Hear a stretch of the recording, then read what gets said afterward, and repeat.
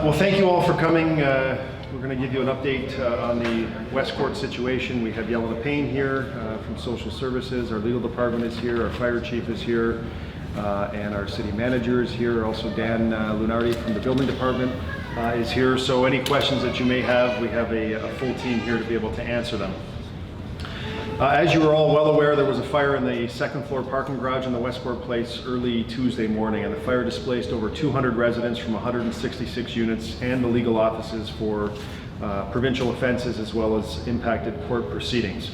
Over the past several days, Windsor Fire Services, Windsor Social Services staff, the Red Cross, Windsor Police, EMS, the LIN, the Humane Society, the Health Unit, NWIN, and many more have been working around the clock to assist all of the tenants of the Westcourt Place building to obviously safely evacuate from the building, to register tenants at a reception center that was located just in the other City Hall building across the way, establish and maintain an emergency shelter at the WFCU for approximately 35 displaced residents and pets who were unable to secure alternate accommodations with family and friends. In addition, Windsor Fire and Rescue assisted residents to safely retrieve necessary belongings such as medication, such as medical devices, clothing, and pets from their units. Fire and police personnel have also assisted residents with retrieving some vehicles that were not involved in the fire. Staff in the City Solicitor's Office have been working to relocate and to reestablish courts, legal offices, and other amenities for the provincial offense court as well, and much more has been going on. And we want to thank the tenants of Westcourt Place for their patience. We know that this is a very delicate situation. It impacts a lot of families and a lot of folks, and events like these are very stressful in the best of times, and certainly we sympathize with what the folks are going through over at Westcourt Place. At the City of Windsor, we have certainly done our best to communicate and to provide updates to the tenants, to the media, to the public, recognizing that this is a privately owned property and obtaining third-party information can be challenging at times. We encourage the property owners to establish a website or some sort of bulletin board service to ensure timely communication with their residents and with their tenants. So what's new? These are the updates. The building remains closed by the medical officer of health as there is no heat, no electricity, no water, the elevators do not work, and there are no working fire alarms. The on-site investigation has been completed, and Windsor Fire and Rescue Service will be advised of the findings by the Ontario Fire Marshal's Office through a final report in due course. Control of the building has now been turned back over to the owners of the building and their insurance company. Fire service personnel have done really an amazing job to assist the residents, but now that the building has been released, requests for access to the building cannot come through the fire department or the City of Windsor. They are managed entirely by the owners and the property manager of Westcourt Place and their insurer. We have been advised that the number one priority of the building owners is to get the building re-energized and get the tenants back in the building as soon as possible, and that's good news. A generator, as we understand, has been sourced. It has arrived in the City of Windsor. However, there are a number of steps that need to happen in order to safely open the building, and we have been advised by representative of the building owners that they are expecting repairs to continue through the weekend and possibly into next week. To be clear, the building has been released to the owners. The responsibility to restore power and safety and safely return the residents to their homes belongs to the property owners now. The city is not able to provide a date for when the residents will be able to return to the units, as the next steps are managed by the property owners and their insurance company.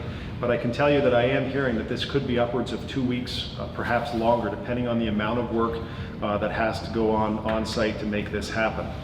As I mentioned earlier, the Red Cross and the City Social Services staff established an emergency shelter at the WFCU for 4 days and 3 nights for residents who were unable to obtain other accommodations with family and friends, or of course independently.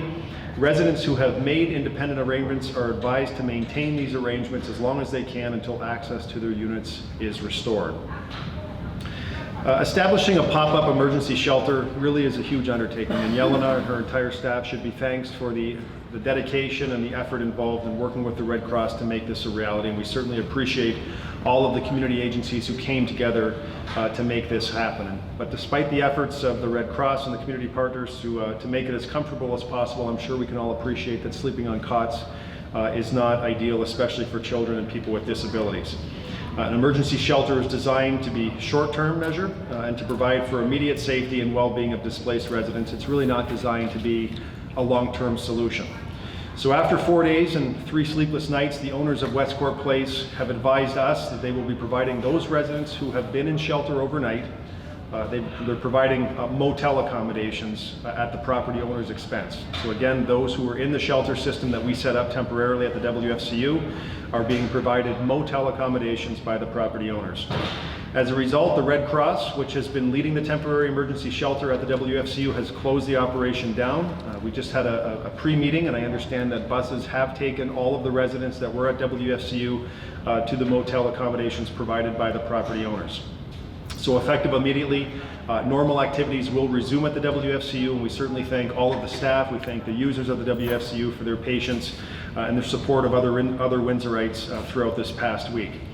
City personnel will continue to work closely with representatives from the Westcourt Place building. We will continue to post updates on our city website as we receive them from the owner's representative. And should residents, I know residents are trying to figure out who to call. Okay, what does this mean? It's handed back to the building and property owner. If the residents of the building or the tenants of the building have any questions pertaining to their own personal situation, they're advised to contact the property manager directly via email. I'm told that all of the tenants have the email address for the property manager, Vicky, that they can reach out, and she will endeavor to provide timely responses to all of the questions that are likely to come in. Finally, I just want to thank all of the staff. I mean, this is a kind of a Windsor story where we all come together in a time of need. And we saw the response from our first responders. Chief Lafayette, thank you to you and your team. The health unit, who was part of the declaration and making sure that the building was made safe and that tenancy couldn't rehappen. And of course, all of the folks at social services who stepped forward to really take care of Windsor residents who, this could happen to anyone in any building in the city. We really stepped forward and said we're going to help the residents of our city at this time. And folks stepped forward to do that, and we're thankful for everyone who played a hand in supporting Windsor residents at this time of need. The courts have been temporarily relocated right behind us in council chambers. 2 days next week we are going to require a second courtroom, and it will just be down the hall in room 139. So anybody who has any court appearances or early resolution meetings can attend 350 City Hall. We are running a little slower, but other than that, it's business as usual, and they can come here, one-stop service for all their needs. The times of any appearances have not changed, so it's just the location. There have been notices posted outside the Westcourt building. Our website, I believe, has been updated or will be updated shortly. And calling 311, our provincial offenses office, they can call and they will get through. They have to stay on the line a bit, but they will get through to a provincial offenses employee who can also give any information that's required. The fire marshal has completed their investigation. The chief does not yet have a copy of the final report from the fire marshal's office, but that should be coming in due course.